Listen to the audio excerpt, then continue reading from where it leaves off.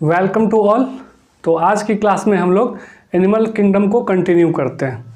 तो last class में मैंने आपको मोलस्का तक बता दिया था। तो मोलस्का से आगे हम लोग चलते हैं हेमिक्वाड्रेटा के बारे में और इकाइनोडर्मेटा के बारे में। तो पहले समझते हैं इकाइनोडर्मेटा। इकाइनोडर्मेटा, ठीक है।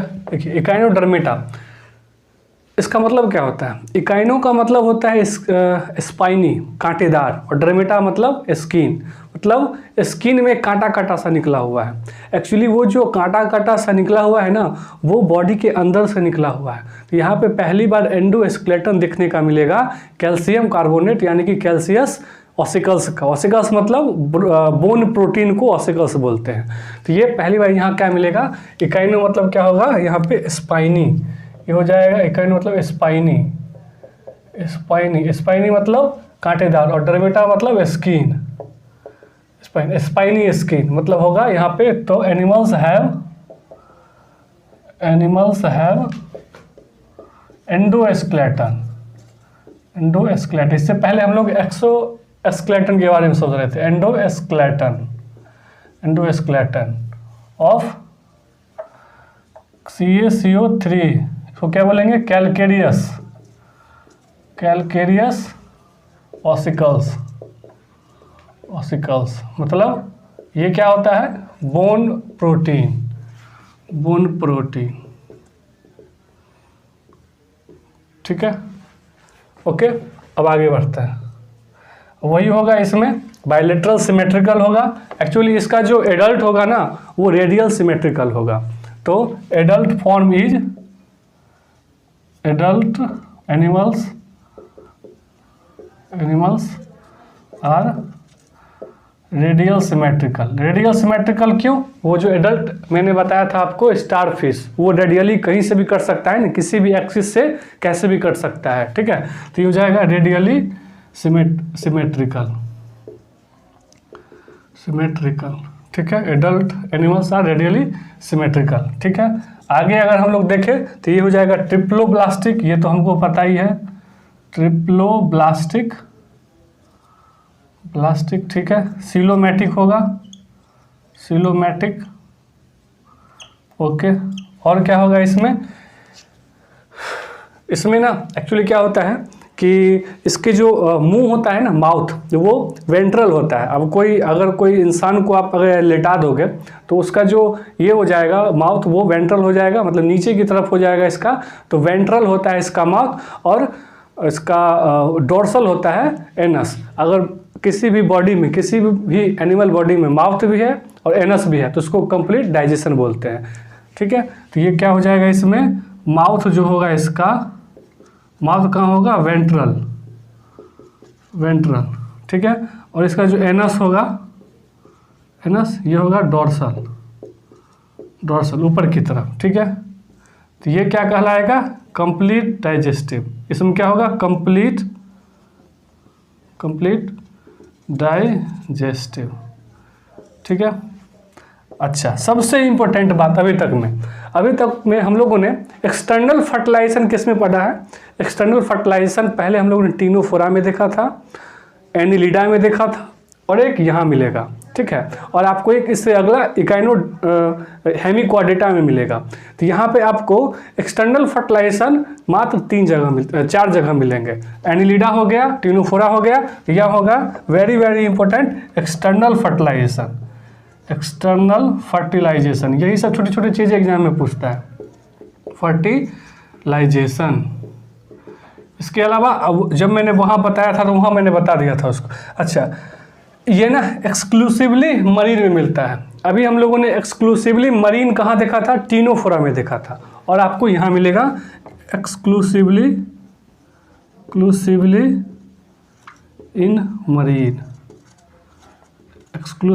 मरीन, ठीक है। तो एक्सटर्नल फर्टिलाइजेशन होगा और एक्सक्लूसिवली इन मरीन होगा। अभी तक एक्सटर्नल फर्टिलाइजेशन कहाँ कहाँ हो गया? एनिलिडा में हो गया, टीनोफोरा में हो गया, फिर यहाँ हो गया। आगे हम लोग अभी पढ़ेंगे हेमिक्वाड्रेटा, वहाँ भी होगा।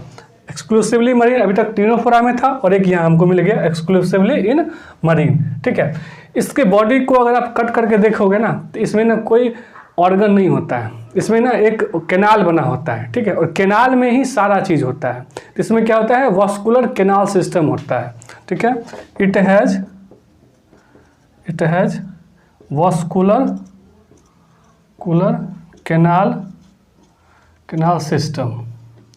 वो वास्कुलर कैनाल सिस्टम बेसिकली क्या करता है, वो फूड को, अब जैसे कि फूड आया अंदर पानी के थ्रू, उसी में गैदर होगा, फूड का ट्रांसपोर्ट भी होगा, रेस्पिरेशन भी वहीं से होगा और एक्सक्रीशन भी वहीं से होगा। अलग से कोई एक्सक्रीटरी सिस्टम इसके अंदर नहीं होता है, मतलब एक्सक्रीटरी सिस्टम इसके अंदर अब्सेंट होता है।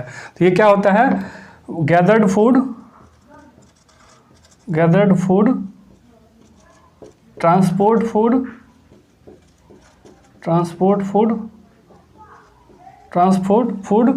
और क्या होगा यहाँ, यही लिख देते हैं इसको, ट्रांसपोर्ट फूड, और क्या होगा यहाँ पे,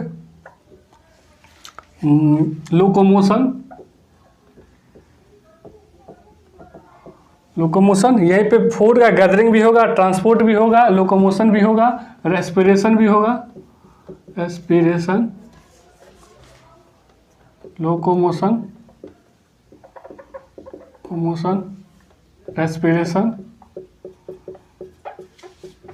रेस्पिरेशन और अब्सेंट क्या, एक्सक्रीटरी सिस्टम। ये सब एनसीईआरटी की लाइंस हैं, ठीक है। अब लोकोमोशन मैंने क्यों लिखा है पता है आपको, अब क्या होता है कि ये वास्कुलर कैनाल सिस्टम है, पानी अंदर आएगा माउथ के थ्रू, वो थोड़ा सा फूलेगा, फूलने के बाद फिर वो एनस के बाहर निकल जाएगा, तो ऐसे ही आएगा, फूलेगा, आगे बढ़ेगा, फिर बाहर निकलेगा।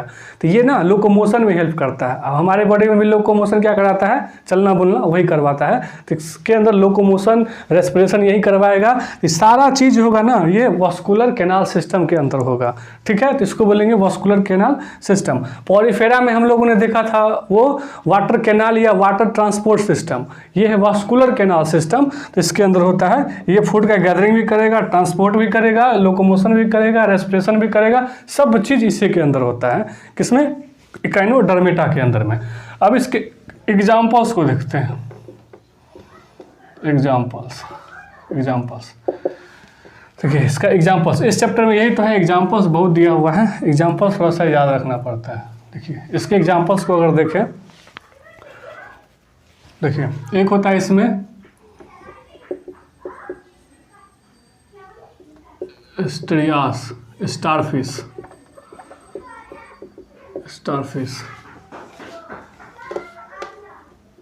ठीक है। एक होता है इसमें example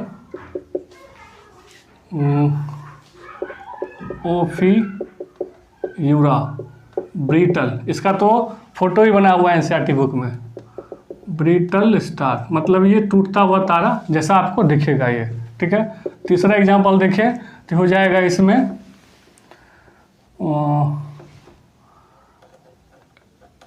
Antedon, sea lily, lily फूल की तरह दिखेगा, समुद्री लिली, सी लिली, ठीक है।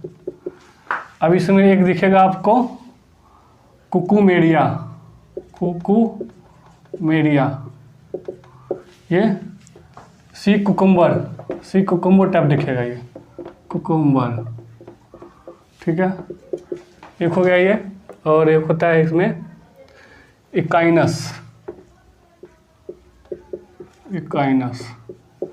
ये अर्चिन बोलते हैं, ठीक है। तो ये इसके एग्जांपल्स हो गए। इसको एग्जांपल्स को आपको टिप्स पे एकदम रट लेना है। स्टेरियास हो जाएगा स्टारफिश, लेकिन याद रख लीजिए स्टार कहीं जुड़ा हुआ है, STR स्टारफिश, ओफियूरा ब्रीटल स्टार।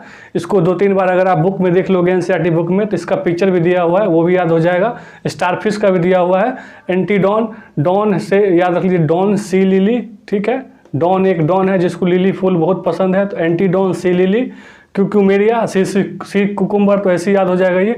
और इकाइनस ये ची-आयन देखिए, ची-आयन ये है ना, ची-आयन। तो इस टाइप से इसको याद करके रख लेंगे, ठीक है। ये इसके एग्जांपल्स होंगे इकाइनोडर्मेटा के। अब इसका अगला जो फाइलम होगा वो होगा हेमिकॉर्डेटा, डेटा, देखिए क्वाड्रेटा से आपको दिख रहा है क्वाड्रेटा, एक्चुअली ना इसको पहले ना क्वाड्रेटा में ही रखा गया था, फिर बाद में साइंटिस्ट से एक बहुत बड़ी भूल हो गई, फिर इसको एक वापस एक अलग फाइल में बनाया गया जिसको हेमी क्वाड्रेटा कहा जाता है। अभी समझते हैं हम इसके बारे में। हेमी क्वाड्रेटा होगा, ये भी क्या होता है, external fertilisation, very very important, external fertilisation, external fertilisation. और क्या मिलेगा, यही लिख देते हैं एक्सटर्नल फर्टिलाइजेशन पहला। दूसरा क्या मिलेगा, अभी तक हम लोगों ने एक्सटर्नल फर्टिलाइजेशन बार बार बता रहा हूँ, टिनोफोरा, एनिलिडा, इकाइनोडर्मेटा और हेमी क्वाड्रेटा, ये 4 जगह मिला। और एक्सक्लूसिवली मरीन कहाँ मिला था, टिनोफोरा मिलता है एक्सक्लूसिवली इन मरीन, और इकाइनोडर्मेटा और ये हेमी क्वाड्रेटा। तो exclusively in marine, exclusively marine, ठीक है। वही बात करेंगे तो ऑर्गन सिस्टम लेवल होगा, ये भी ऑर्गन सिस्टम लेवल होगा, ऑर्गन सिस्टम लेवल, ठीक है। बायलेटरल सिमेट्रिकल,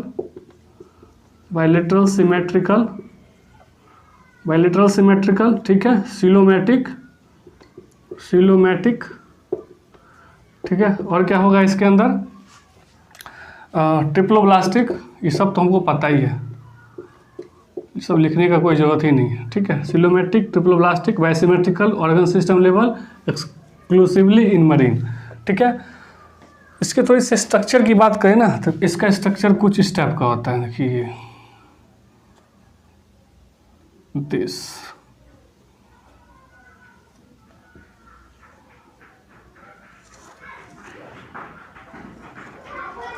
वन, कीड़े की तरह होता है, ये कीड़े की तरह, कीड़े जैसा होता है, कीड़े जैसा होता है, ठीक है। समुद्र में कीड़े जैसा ऐसा गोल बना करके रहता है ये, ठीक है। तो ये हो जाएगा इसका, इसको बोलते हैं प्रोबॉसिस, ठीक है। और ये जो है ना, ये वाला यहाँ से ना एक इस टाइप का स्ट्रक्चर होता है जिसको कॉलर बोलते हैं, ये कॉलर निकला हुआ रहता है। एक्चुअली ना साइंटिस्ट ने ये देखा था ना, तो इसी को बोला था, उन्होंने समझ लिया था ये नोटोकॉर्ड है, लेकिन ये नोटोकॉर्ड जैसा ही स्टोमोकॉर्ड इसको बोला जाता है। रूडिमेंट्री स्ट्रक्चर होता है जिसको स्टोमोकॉर्ड बोलते हैं, जस्ट सिमिलर टू नोटोकॉर्ड होता है। बाद में पता चला ये नोटोकॉर्ड इसलिए नहीं है। अब कैसे पता चला कि ये नोटोकॉर्ड नहीं है, क्योंकि नोटोकॉर्ड मेसोडर्मल का बना होता है, मेसोडर्म से बना होता है। बाद में देखा गया कि ये मेसोडर्म से बना ही नहीं हुआ है, फिर साइंटिस्ट ने पकड़ा, रही ये तो बहुत बड़ी गलती हो गई, ये तो नोटोकॉर्ड है ही नहीं, इसको पहले क्वाड्रेटा में ही रखा गया था। फिर बाद में गलती छिपाने के लिए साइंटिस्ट ने क्या किया, इसको एक अलग फाइलम हेमी क्वाड्रेटा में बना करके रख दिया, इसलिए इसका नाम हेमी क्वाड्रेटा है ना, हेमी क्वाड्रेटा, ठीक है, हेमी क्वाड्रेटा। तो ये क्या है, ये है rudimentary organ structure, rudimentary structure called stomochord, similar to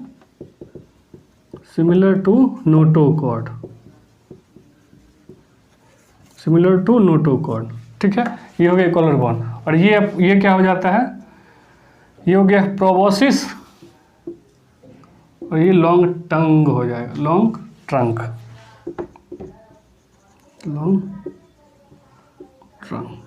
ठीक है। तो ये हो जाते हैं इस टाइप के। तो ये देखिए, अब ये जो है सो प्रोबॉसिस मतलब क्या होता है, जीव टाइप का, थोड़ा सा जवान टाइप का, तो इसको जवान को ना मतलब ग्लॉसिस कहा जाता है। तो ये हो गया, इसका एग्जाम्पल देख लीजिए, एग्जाम्पल इसका होता है ब्लेनोग्लोसस,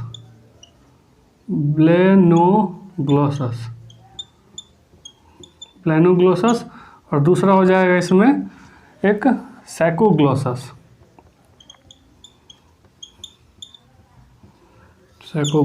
इसमें जो रेस्पिरेशन होता है ना, रेस्पिरेशन गिल्स के थ्रू होता है, respiration takes place through gills. समुद्री है तो इसके सांस कैसे लगाइए, तो गिल्स के थ्रू अपना ये सांस लेता है। अच्छा, ये क्या होते हैं, डायोसियस होते हैं, ठीक ठीक है। इनडायरेक्ट डेवलपमेंट भी होता है, इनडायरेक्ट डेवलपमेंट होता है, ठीक है।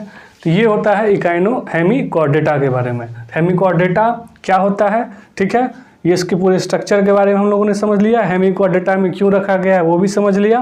एक्सक्लूसिवली इन मरीन होता है, एक्सटर्नल फर्टिलाइजेशन होता है, ये चीज़ें हमको पता ही है। एक अलग से respiration takes process through gills होगा, ठीक है। डायोसियस होता है, इनडायरेक्ट डेवलपमेंट होता है। एग्जाम्पल में हो जाएगा ब्लेनोग्लोसस, सैकोग्लोसस। ग्लोसिस याद रख लेंगे, ये जीप टाइप का होता है, तो ग्लोसिस इस टाइप का, इसको याद रख लेंगे। ये हो गया हेमिकॉर्डेटा के बारे में, और ये हो गया इकाइनोडर्मेटा। इसको थोड़ा सा लिखेंगे, याद करके रखेंगे, ठीक है। तो इससे अगले वीडियो में हम लोग पढ़ेंगे अब कॉर्डेटा के बारे में, ठीक है। तो फिर मिलते हैं नेक्स्ट क्लास में।